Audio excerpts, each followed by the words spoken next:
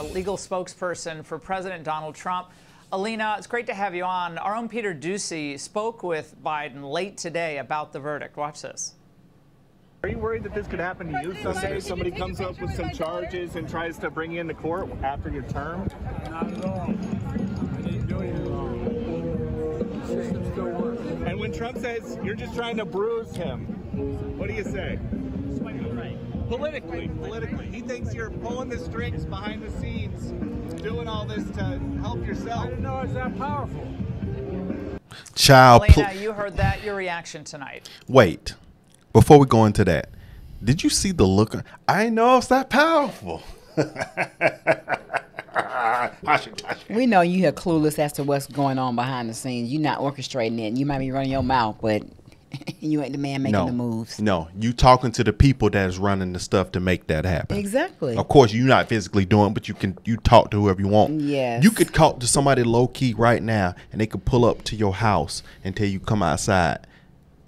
We need to talk to you. And you would never know that's what he told his people. Child, please get out of there. No, yeah. I think his grin says it all. He couldn't be happier unless he had an ice cream on the beach, which I hear he's doing this weekend while the country is falling apart. There you go. Laura, look, I think that it's very clear what happened here. You know it. I know it. We're lawyers. And for the non-lawyers out there, this was a farce from the beginning. The indictment itself didn't make sense. It was flawed. It should never have been brought. There were no facts. Nobody has ever been tried for anything like that. And then if you look at what actually happened with evidentiary issues in this trial, not allowing us to bring in an expert, not allowing us to bring in tax documents for a crime that they say was based on money, which was done what? Booked correctly by an accountant in Trump while President Trump was at the White House at a Resolute desk. It's a disgrace, and we've got a guy who literally can't walk, but is smart enough to smile and snark and make comments like, I didn't realize I was that powerful. You know, he probably doesn't, frankly, Laura. He probably doesn't, because it's probably not him. But there are definitely puppets, and those puppets are coming from the Biden administration and probably from prior administrations, and they are out to get Trump because they can't beat him. And that's obvious if you look at the crowds of people, if you look at the polls. Yeah, Alina, are you saying that you believe former Obama administration officials are also somehow involved, Absolutely, at least in the background here? Well, I find it a little bit odd that he never left Washington, and then when he did, he goes to beaches as well. I find it odd that him and the Clintons are flying on Air Force One with President Biden. I also find it odd that we have a president that can't speak or walk. But here we are. This is this America, and we cannot survive another 4 years of it. Well, Alina, Michael Cohen had a message for Trump today on MSNBC.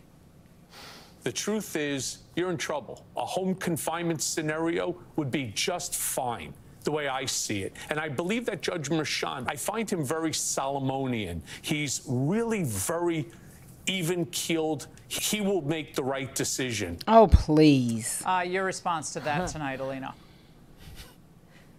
This is a man that I've beaten in court because he thought that the judges were corrupt himself. He thought that President Trump had unlawfully detained him, and we beat him. We beat him twice, and we'll beat him again. He is completely a hypocrite. He has no credibility.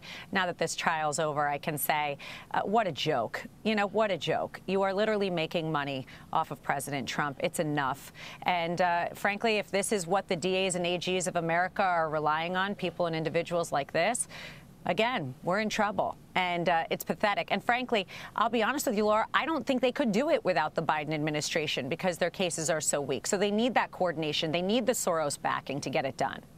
Well, Alina, do you think the system no longer works because of these types of jury charges that the judge handed down that was quite broad, quite lengthy, took an hour and 40 minutes to read to the jury, but they took enough of what Michael Cohen said as gospel to infer intent upon your client with the novel application of a law. It's never been used in this way before in any jurisdiction in the United States.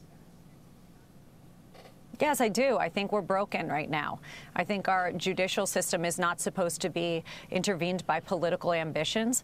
I think that when that happens, when you have a judge who's a Trump-hating judge, frankly, who happens to get Steve Bannon's case, happens to get Alan Weisselberg, my former client's case, gets it again, puts him back in jail, and then gets Donald Trump's case, I think we got a problem. It's supposed to be random, Laura. There is no way. I have practiced law in New York for 15 years. There is absolutely no way that this happened. I have cases 3 years old. I've never been in front of a judge, and it's supposed to be random. But President Trump, it doesn't work that way. They're out to get him, and guess what? You're only making him stronger. Right, exactly. Well, Alina, why haven't you all yet filed a motion to vacate that gag order? After a verdict has come in, gag orders typically are just lifted, but they're now using what President Trump, former President Trump, said today as another justification for going back to Judge Merchan for another penalty for violating the gag order. But why haven't you guys filed that motion yet? They have filed motions in the appellate division. They were under sealed, obviously, and there are motions that we can't discuss. There are obviously still gag orders, but the reality is they have exhausted all avenues, but there are still many. And for the American people, I just want to say, please do not think we do not hear all of the commentary, all of the cases. I get tons of emails of support telling us, look at this case, look at that case. There is no stone we will not turn, and we will literally go after every avenue to make sure the president gets back to the White House, because that is the only place he is going. Alina, thank you so much. Great to see you. That is the only place that he is going. I mean, I don't want to make this a, y'all know how we feel. Yep. But this is absolutely just crazy. And for her to even say the things that she said, and it was, you know, alleged that Michael Cohen, you know, lied. And he even said that he stole money from Trump. They don't care nothing about that. They just want whatever they can on the brink of the smallest thing they can get them on. They want to get them on just like slowing down, so Biden can him and Obama can chill on the beach and have cognac and say we did it. You know, that's what I be thinking in my mind. That's what I be thinking in my mind. Yeah, I mean, I believe it. To say that they've sold our country out to somebody else. I'm not going to say who, but, you know, that's exactly what has been going on. It's quite obvious. For us to be at this place, and then you still have a president in office right now who's running the government, running this country. We know who's really running it, but he's still the face of the U.S. Yeah. And all of the crimes that it was brought to the attention of, all of the crimes, nothing, not even one.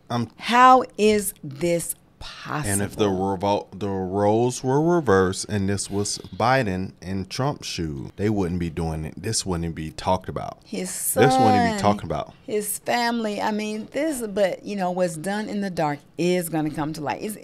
It's going to be. It's going to pop out, but we might not see all the gist of it. It'll be done behind closed doors. It's going to be resolved, and it's definitely going to be for Trump's benefit. But you see that smile? He said, I didn't know I was that powerful. You really aren't. But, you know, mindset-wise, you know, you hanging on for dear life. He is that. No, apparently, no, because he's calling those decisions. They're having meetings and talking about those decisions that's going on with him. Of course, but, I mean, how capable is he of putting all this together? They're actually teams, right? You know, and he's agreeing by any means necessary, but cognitively, he doesn't have the capability to put something like this together. But I think they are shooting for a fact of they're shooting that they can literally go ahead and get it to where he's completely removed from the ballots and he can't be put in, and then they'll be satisfied. Well, we're not there anymore. We surpassed that. We surpassed it, but you just keep making people want to vote for it. And I think this was one of those tricks that they knew that was going to happen. Now,